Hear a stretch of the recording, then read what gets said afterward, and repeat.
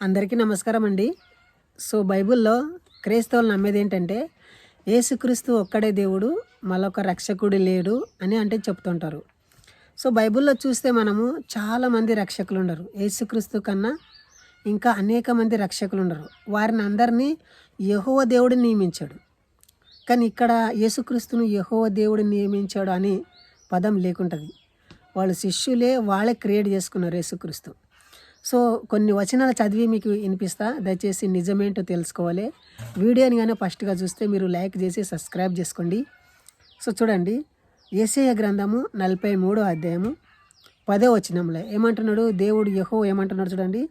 మీరు తెలుసుకొని నన్ను నమ్మి నేనే ఆయననని గ్రహించినట్లు మీరు నేను ఏర్పరచుకొనిన సేవకుడు నాకు సాక్షులు. నాకు ముందుగా ఏ దేవుడును లేడు, నిర్మింపబడలేదు.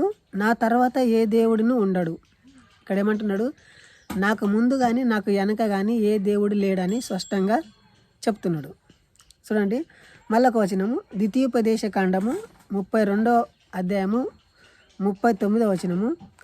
ఇదిగో నేనే దేవుడను, నేను తప్ప వేరొక దేవుడు లేడు. మృతి నుంచువాడను బ్రతికించువాడను నేనే, గాయపరచువాడను స్వస్థపరచువాడను నేనే. నా చేతిలో నుండి విడిపించువాడు ఎవడునూ లేడు. చూడండి, నా చేతిలో నుండి విడిపించేవాడు ఎవ్వడు లేడంట. అంటే యేసుక్రీస్తు ప్రతి పాపముల నుండి మనల్ని విడిపిస్తాడంట కదా. అలా విడిపించడానికే ఎవ్వరు విడిపించలేడంట. ఇది స్టేట్మెంట్. అంటే దేవుడు ఏమంటున్నాడు, నేను తప్ప వేరొక దేవుడు లేదు. నేను ఏదైనా శిక్ష వేసిందంటే దాని నుండి ఎవరు విడిపించలేరు అటనని స్వయంగా యెహోవా దేవుడు చెప్పినట్లు మనం ఇక్కడ చూస్తాం. మరి ఈ రోజులలో చాలామంది యేసుక్రీస్తు పాపం నుండి విడిపిస్తాడు అని అంటుంటారు కదండి. అది చాలా రాంగ్ ప్రాసెస్.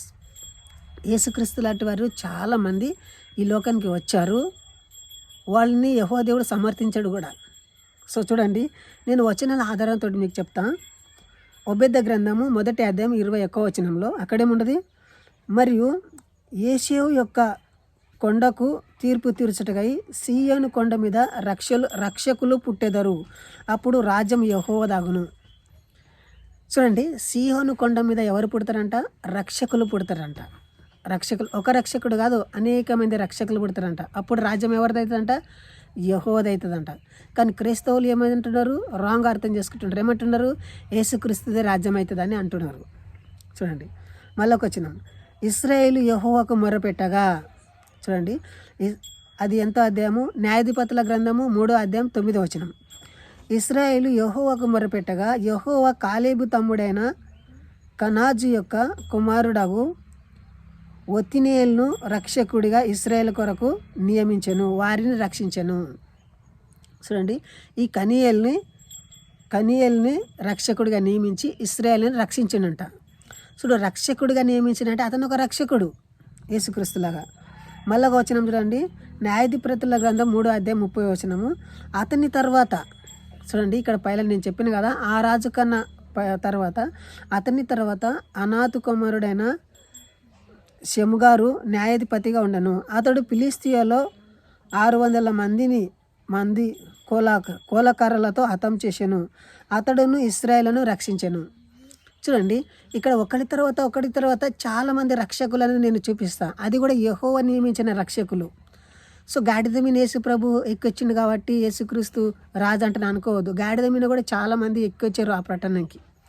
అందరు రక్షకులుగా నిలిచిపోయారు. ఈ రోజున పాస్టర్లే కానీ విశ్వాసులే కానీ ఒక అబద్ధ ప్రచారం చేస్తున్నారు. అదేంటంటే యేసు తప్ప వేరొక రక్షకుడు లేడు అని అంటుంది. బైబిల్ అనేది మనం గందరగోళంకి గురి చేసి మనము సత్యాన్ని తెలుసుకోకుండా అసత్యం వైపు చూస్తూ ఉంటాము. కాబట్టి నిజాన్ని తెలుసుకోవాలి. యేసుక్రీస్తులో ఎలాంటి మిరకలు, ఎలాంటి అద్భుతాలు అంటే లేకుంటాయి. నేను ఒక దేవుడు అంటే ఎక్కడ చెప్పుకోలేదు. ఎవరైతే దేవుడని నమ్ముతున్నారు కదా, వాళ్ళంతా యేసుక్రీస్తుని దేవుడిగా చిత్రీకరించడం తప్ప అతను స్వయంగా దేవుడు కాదు. దయచేసి ఆలోచించండి. ఇలాంటి మాయమాటలు నమ్మి మన బతుకులని నాశనం చేసుకోకూడదని, మన ఒక విశ్వాసించుకుంట ఒక గుడ్డితనాన్ని కలుగజేసుకునకూడదు. ప్రపంచంలో మన హిందూ కల్చర్ అనేది చాలా గొప్పది.